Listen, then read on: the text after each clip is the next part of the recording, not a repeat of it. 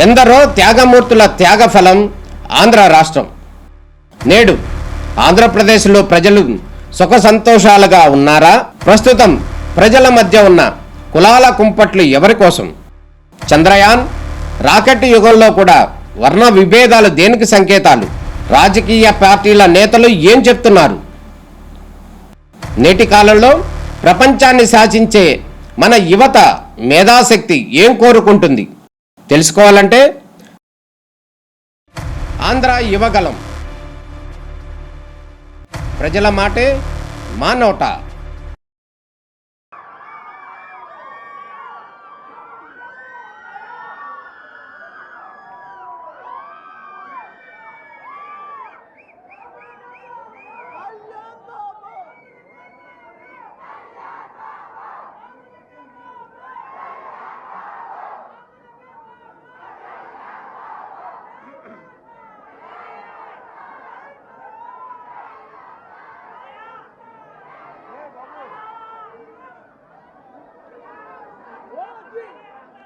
శ్రీమతి లక్ష్మీ మురుదేశ్వర్ పూరి గారి ఆమె సూర్యుని కబళించింది పుస్తక ఓపెనింగ్ కోసం నాకు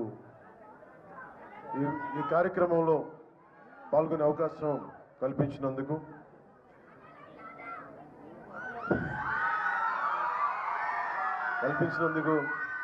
ముందుగా ఎంఎస్కో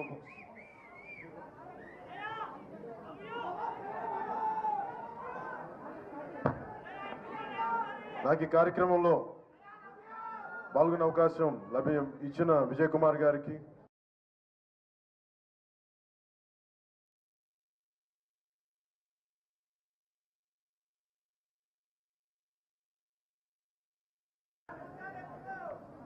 అలాగే నా సహచరులు మంత్రివర్గులు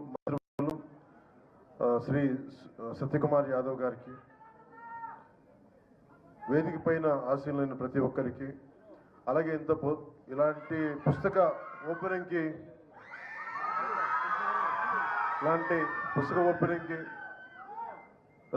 సహజంగా ఇవి కొంచెం సాయంకాలాల పూట పెట్టుకుంటాం, కొంచెం అందరూ నిదానంగా వస్తారని.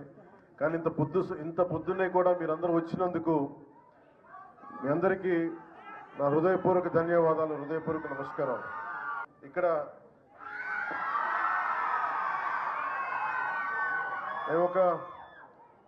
నా గురించి నేను ఏం చెప్పుకోవాలో నాకే తెలియదు. నేను యాక్టరా, ఒక డిప్యూటీ సీఎం, పార్టీ హెడ్, నాకు ఏం చెప్పుకోవాలో నాకు తెలియదు. ఖచ్చితంగా ఒకటే చెప్పగలను, రచయిత అయితే కాదు, అంతవరకు చెప్పగలను. విజయ్ కుమార్ గారు చెప్పినట్టు. కానీ పుస్తకాలు ఏంటి పనిచేస్తాయి, ఎలా పనిచేస్తాయి మన మీద అనడానికి, books are the training weights for the mind. శారీరక దారుఢ్యాన్ని పెంచుకోవడానికి కసరత్తులు చేస్తాం. మానసిక దారుఢ్యాన్ని పెంచాలి అంటే, మానసిక పరిపక్వత రావాలి, లేదంటే విస్తృతమైన ఆలోచనాన్ని పెంపొందించుకోవాలంటే ఖచ్చితంగా పుస్తకాలు చదవాలి. ఇది నాకెవరో ఆయన ఇంగ్లీష్ క్లాసిక్స్ కానీ తెలుగు రామకృష్ణ పరమహంస పుస్తకాలు చదువుతూ ఉండేవాళ్ళు. అలా నాకు అలవాటైంది. అలాగే మా అమ్మ నాకు చెప్పిన నవల మొట్టమొదటిగా ఒకటి నాకు చందమామ చదివేవాడిని. అంటే ఇవన్నీ ఎందుకు చెప్తానంటే, ఒక పుస్తకం ఎందుకు గొప్పదని చెప్పడానికి, లక్ష్మీపూరి గారి గురించి చెప్పడానికి ముందు కొంచెం ఇంట్రొడక్షన్ అవసరం కాబట్టి చెప్తాను. ముందు పుస్తకాల గురించి.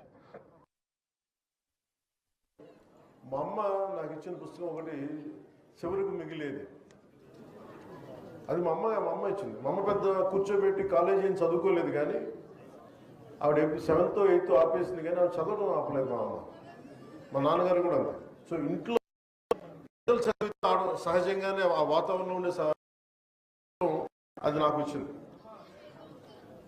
ఇందాక సత్యకుమార్ గారు మాట్లాడుతూ పవన్ కళ్యాణ్ ఏదైనా ప్రభావం ఉంటుంది సమాజం మీద పుస్తకం అంటే, నాకు కంప్లీట్గా నేను భారతీయ మన ఆలోచన విధానంతో ఆర్ఎస్ఎస్ లాంటి ఒక బలమైన దేశభక్తితో కూడిన ఆర్గనైజేషన్ నుంచి వచ్చిన మాకు అసలు చెగివేరా అంటే కమ్యూనిస్ట్ యోధులు అంటే మాకు పడదు. అలాంటిది ఏదో ఒక సినిమాలో పెడితే మేము ఏంటని నేను చదివాను తెలుసుకున్నానంటే ఇవన్నీ ఏంటి నేను ఎట్లా ఆలోచిస్తానంటే నాకు దేశభక్తి ఎవరు చెప్పగలరు. దేశభక్తి it should be an innate responsibility for anyone who is born in this country to the matter anyone in which ever country they were born. అది బేసిక్. దాని గురించి మనం చెప్పించుకుంటున్నామంటే మనం సరిగ్గా లేవు, దృష్టి పెట్టట్లేదు. అలాగే నేను జడ్జిమెంట్ చేయను whether I leftist or rightist. నేను ఎప్పుడు జడ్జిమెంట్ నేనేమని చెప్తానంటే సమతుల్యత. It's a balance. ప్రపంచం మనం కూర్చోబెట్టి మన ఎక్స్ట్రీమ్ లెఫ్ట్ ఎక్స్ట్రీమ్ రైట్ అంటే పనిచేయదు. సో నేను అందుకని ఈరోజు నేను పాలిటిక్స్కి వచ్చినా పుస్తకాలు చదివినా అది ఎవరికో చెప్పడానికో ఈరోజు పంచుకున్నాను. కానీ నా ఆలోచన ప్రతిసారి ఏముంటుంది, నేను మన విజయవాడ ఇలాంటి వచ్చినప్పుడు నేను కమ్యూనిస్టులతో మాట్లాడతాను, లేదంటే రైట్ వింగ్ మారిపోయాడు ఇట్లాంటి నేను ఎప్పుడు అట్లేదు, ఎప్పుడు ఒకటేలా ఉన్నాను. కాదేంటంటే నేను ఎప్పుడు ఆ బ్యాలెన్స్ని చూసుకుంటా ఉన్నాను. సో ఉదాహరణకి చిటా గ్యాంగ్ విప్లవ వీరులది కానీ, ఒక చంద్రశేఖర్ ఆజాద్ కానీ, అలాగే మొత్తం కూర్చోబెట్టి గజనీ మహమ్మద్ మనకి దాడులు కానీ, ఇవన్నీ ఒకటే కాలంలో ఒక 7-8 years టైంలో అటు కమ్యూనిస్ట్ చరిత్ర చదివాను, భారతీయ సంస్కృతి మీదుగా చదివాను. అలాగే నండూరు రామ్మోహన్ రావు గారి విశ్వదర్శనం కానీ, ఇవన్నీ కూడా నా మీద చాలా ప్రభావం చూపించే ఇవన్నీ. సో పుస్తకాల మీద నాకు ఒక అపరిమితమైన ఎందుకు ఇష్టం. చిన్నప్పుడు వెతికాను, మెడ్రాస్కి వెళ్తే హిగిన్ బోథామ్స్ అనో లేదంటే ల్యాండ్ మార్క్లో, ఇక్కడికి వచ్చిన తర్వాత యుఎస్కి లాంటి వెళ్తే బాన్స్ అండ్ నోబుల్స్ అని అలాంటి పుస్తకాలకి వెళ్ళి వెతికేవాడి పుస్తకాల కోసం, తపన పడతాను పుస్తకాల కోసం. ఇదంతా దేనికి చేస్తానంటే to understand each other culture, మనం వేరే సంస్కృతిని అర్థం చేసుకోవడం. అన్ని జీవితాలను మనం బతకలేం, కానీ ఒక్కొక్క పుస్తకంలో రాసే జీవితం దానికి సంబంధించిన అంశాలు మనల్ని చాలా ప్రభావితం చూపిస్తాయి. అలాగే మనకి పొద్దున్నే చదువుతా నేను వనవాసిని విభూతి భూషణ్ బందోపాధ్యాయ గారిది వనవాసిని పుస్తకం చదువుతూ వచ్చాను. ఆ దాంట్లో అది ఏముంటుందంటే అది తెలుగు ట్రాన్స్లేషన్. అది అలాంటిది ఆయన గురించి చదువుతూ ఉంటే మనకి 1914-20లో ఎలా ఉండేది కలకత్తా, అప్పుడు పరిస్థితులు ఏంటి, అప్పుడు ఆలోచన విధానం ఎలా ఉండేది, ఇట్లాంటివన్నీ మనకి చాలా అవగతం అవుతాయి, చాలా అర్థమవుతాయి. అలాంటిది మనకి ఈ రోజున మేడం లక్ష్మీ ముర్దేశ్వర్ పూరి గారు రచించింది ఆమె సూర్యుని కబళించింది అనే పుస్తకం. అంతకుముందు కొంత అవగాహన ఉంది, కానీ ఈరోజు మరి తెలుగులో తిరిగేస్తూ ఉంటే నాకు ఒకటే అనిపించింది, ఆమె సూర్యుని కబళించింది అంటే నాకు ఎంత శక్తి ఉండాలి. ఎవరు సూర్యుని కబళిస్తారు? అత్యంత శక్తివంతులు. అది హనుమాన్జీ, బజరంగ్ బలి. అంటే ఆయనే వెళ్ళి సూర్యుని కబళించడానికి వెళ్ళాడని చెప్పి. అంటే ఇది ఏంటంటే ఒక ఎక్స్ట్రీమ్ ఒక కంపారిజన్. అంటే నువ్వు సాధించదలుచుకుంటే సూర్యుడిని కూడా మింగేయగలవని ఒక ధైర్యం చెప్పడం దీని వెనక ముఖ్య ఉద్దేశం. అంటే ఇందాక మన సత్యకుమార్ యాదవ్ గారు చెప్పిన చాలా గొప్ప మాటలు చెప్పారు, గుర్తు చేశారు మనకి. మనం ఎప్పుడు కూడా ఇంగ్లీష్లో మిస్టర్ అండ్ మిస్సెస్ అంటామని చెప్తాం, కానీ తెలుగులో మటుకు మనం ఎప్పుడు కూడా మన దేశ సాంప్రదాయంలో మనం ఎప్పుడు స్త్రీనే ముందు పెడతాం.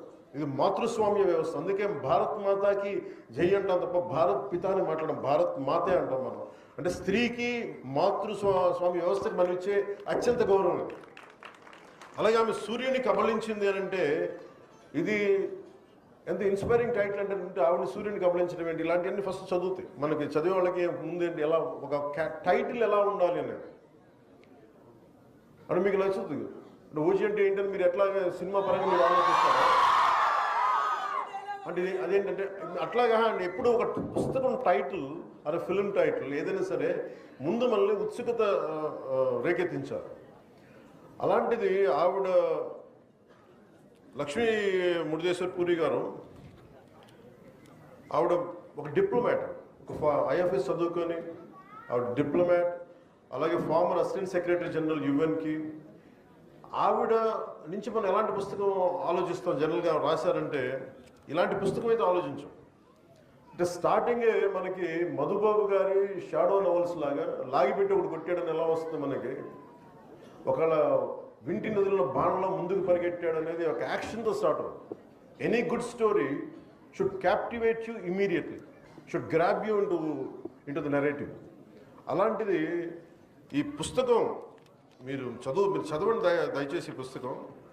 అయితే దీంట్లో బాగా నచ్చింది ఏంటంటే ముందు రావడంతో ఒక బీకా అనే కుర్రవాడిని, ఒక ఇద్దరు అమ్మాయిలు, మాలతి కమల అనే అమ్మాయిలు ఇద్దరు, వాళ్ళని ఏడిపిస్తూ ఉంటారు. వాళ్ళిద్దరిని ఏడిపిస్తూ ఉంటారు. ఆ బీకా అనే ఒక కుర్రోడు, అందులో ఒక 60 మంది కుర్రోళ్ళు, వాళ్ళు రోడ్డు మీద వెళ్తూ ఉంటే, వాళ్ళు గ్రామంలో వెళ్తుంటే వాళ్ళని ఏడిపిస్తూ ఉంటారు. మీకు చదువులు ఏంటి అది ఇది అని చెప్పి వాళ్ళు కూర్చుంటే వాళ్ళని ఏడిపిస్తూ ఉంటే ఆ మాలతి అనే యాక్చువల్లీ కథానాయకు కోపం వస్తుంది. చిన్నపిల్ల కోపం వచ్చినప్పుడు నేను తలుచుకుంటే నేను మట్టిలో కలిపేస్తానని అంటాను. అంటే వాళ్ళందరూ కుస్తీ యోధులు, వాళ్ళందరూ కుస్తీ పట్టేవాళ్ళు. అంటే నువ్వు ఆడపిల్ల నువ్వేం చేస్తావంటే, ఆ అమ్మాయి స్కూలు ఈ లోపల గొడవ జరగబోతుంది, ఈ లోపల పెద్ద మాస్టర్ స్కూల్ మాస్టర్ వచ్చేస్తే మళ్ళీ గొడవ ఆగిపోదు. గొడవ ఆగిపోయిన తర్వాత తను అవమానం చేసిన వాడిని వదలదు అమ్మాయి. నువ్వు ఎలారా మాట్లాడుతావు, నాకు శక్తి లేదని ఎలా అంటావు అని చెప్పి మాలతి ఏం చేస్తుందంటే కూర్చోబెట్టి మళ్ళీ ఛాలెంజ్ చేస్తుంది. నువ్వు రారా, ఇది కొట్టడానికి సిద్ధం అని చెప్పి స్కూల్ అయిపోయిన తర్వాత వచ్చి, ఇదంతా ఎప్పుడు జరుగుతుంది, స్వాతంత్ర సమయం అంటే before pre independence time. So అమ్మాయి వచ్చి చాలా తనకంటే ఎత్తైన వాడిని, తనకంటే బలమైన వాడిని, వాళ్ళు కుస్తీలతో లంగోడీలు కట్టుకుని అలాంటి వాళ్ళని ఒక 60 మంది అబ్బాయిల మధ్య ఆడపిల్ల వచ్చి ఎలా కొడద్దంటే పాపం అమ్మాయిని కొట్టేస్తారు. ముందు ముక్కులోంచి రక్తం వస్తూ ఉంటుంది. అలాంటిది అమ్మాయి 2 దెబ్బలు తట్టుకొని కింద పడి లేచి ఒక్కసారి రాముడు రావణాసురుని ఎలా కొట్టాడో, నాభి మీద కొట్టాడు అన్నట్టుగా ఒకసారి గుర్తు తెచ్చుకొని ఒక పిడికిలు బిగించి సోలార్ ప్లెక్సెస్ మీద గట్టి దెబ్బలు 5-6 కూడా వాడు అలా కింద పడి కూలు పడిపోతాడు. దీంతో స్టార్ట్ అవుతుంది మాలతి క్యారెక్టర్, ఈ ఆమె సూర్యుని కబళించిందని. అంటే this shows the amazing writing ability and of madam Lakshmi Murdeshwar Puri గారు. And it is so captivating, madam. The very opening pages are so captivating. It immediately drags it, immediately pulls you to finish the reading at one go. And you have done a fabulous job. Dinto manaki idi. Thanks for translating it in Telugu as first language, ma'am. So people are thanking now. అంటే ఈ నవల నాకు అనిపించింది ఏంటంటే, ఈ నవల నాయిక మాలతి జీవిత ద్వారా రచయిత్రి భారత స్వాతంత్ర పోరాటం, మహిళా సాధికారత, ఆనాటి సామాజిక పరిస్థితుల్ని మనకి ఇందాక మీరు చెప్పినట్టుగా చాలా మన ఎమోషన్స్ దగ్గరగా ఉండేలాగా కళ్ళగట్టినట్టు చేపించారు. అలాగే మాలతి ధైర్యం, మేధస్సు, భారతీయ మహిళ తాలూకు ఆత్మగౌరవానికి ఒక ప్రతీక. ఆడపిల్ల చదువుకోవడం నేరంగా చూసే కాలంలో ఆవిడ విద్యను అభ్యసించింది. సో ఇలాంటి న్యాయశాస్త్రం పట్టా పొంది తన జీవిత భాగస్వామి తనే ఎంచుకుంది. మాలతి కేవలం కథానాయిక మాత్రమే కాదు, మన ఆధునిక భారతీయ మహిళా శక్తికి ప్రతీక. ఈ నవల చరిత్ర, రాజకీయాలు, భావోద్వేగాలను కలిపి చాలా అద్భుతంగా నడిపిస్తుంది. స్వాతంత్ర పోరాటం నుంచి స్వాతంత్రానంతరం వరకు సాగిన ఈ దేశ ప్రయాణాన్ని మన ముందుంచుతుంది. ఇలాంటి నవలని రాయడం చాలా కష్టం. కానీ దీంట్లో మీకు జిడ్డు కృష్ణమూర్తి గారి క్యారెక్టర్స్ వస్తాయి. అంటే ఇవన్నీ అది మనకు చాలాసార్లు మన హిస్టారికల్ క్యారెక్టర్స్ని రీవిజిట్ చేస్తే ఎలా ఉంటుంది అనిపిస్తాం. మనం వెళ్ళి ఈ వ్యక్తిని, గాంధీ గారిని మనం వెళ్ళి మన దగ్గర ఉన్న మనకు తెలిసిన క్యారెక్టర్ ఒకటి కలిస్తే ఎలా ఉంటుంది, ఇలాంటివన్నీ అవన్నీ కూడా చాలా ఎక్స్ట్రీమ్లీ ఒక క్రియేటివ్ ఎబిలిటీస్ తోటి ఆవిడ దీన్ని జోడించిన విధానం చాలా చాలా చాలా చాలా అద్భుతంగా ఉంది. అలాగే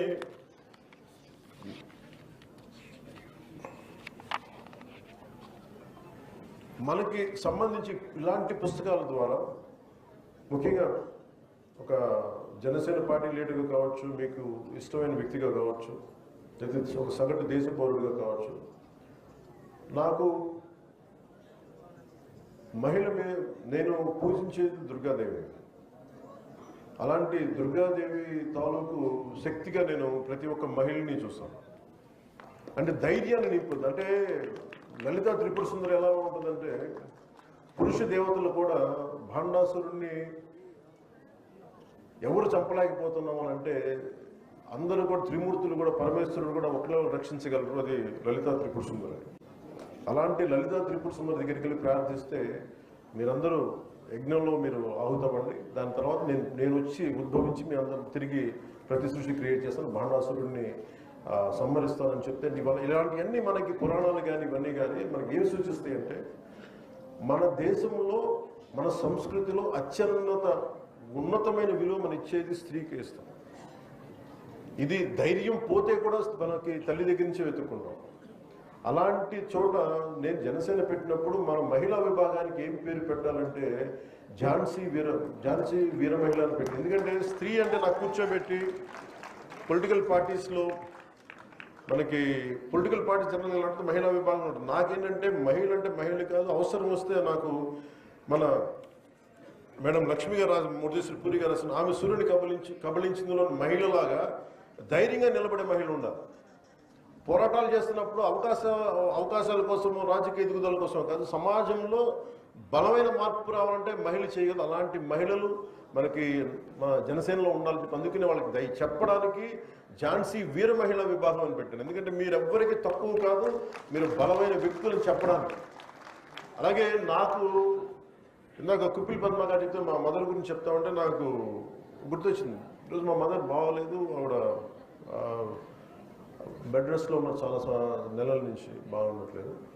సో మా అమ్మ మాకు ఎంత నిలబడింది అంటే చిన్నప్పుడు ఈ స్కూల్లో మన ఈ మాలతి క్యారెక్టర్ లాగా ఎవరన్నా మేము ప్రతిసారి ట్రాన్స్ఫర్స్ వల్ల మారుతూ ఉంటే ఏడిపిస్తూ ఉంటే గొడవలు పడుతూ ఉంటే స్కూల్కి వెళ్ళిన కొత్తల్లో మా అమ్మ చెప్పేది, నువ్వు ఎందుకు భయపడి పారిపోతావు, నిలబడు, ఏది కావాలంటే రక్షించుకో, నేను 10 దెబ్బలు కొడితే నువ్వు తిరిగి ఒక దెబ్బ కొట్టు, లేదంటే నువ్వు ప్రపంచంలో బతకలేవు. ఇది మా అమ్మ చెప్పిన మాటలు. మా వంట నుంచి వచ్చింది కానీ ప్రపంచాన్ని మొత్తం వంటగది నుంచి అర్థం చేసుకుంది. ఇది మా అమ్మకే కాదు, సగటు భారతీయ కుటుంబాల్లో ఉండే ప్రతి మహిళ ఇలాగే ఉంటుంది. సో అలాంటి అలాంటి తల్లి దగ్గర, అలాంటి ఉదయం దగ్గర నేను పెరిగాను. సో అందుకనే నేను సంపూర్ణమైన విశ్వాసంతో, సంపూర్ణమైన నాకు మహిళ 33% రిజర్వేషన్ మన ప్రధానమంత్రి గారి నేతృత్వంలో ఎన్డీఏ ప్రభుత్వం ఈరోజు మనకి తీసుకొచ్చింది. త్వరలో అది ఏదో రాబోయే సంవత్సరాలు అమలు అవుతుంది. ఈ లోపల మనకు కావాల్సింది మీరు నిజంగా ట్రూ ఉమెన్ ఎంపవర్మెంట్ అంటే మనం కూర్చోబెట్టి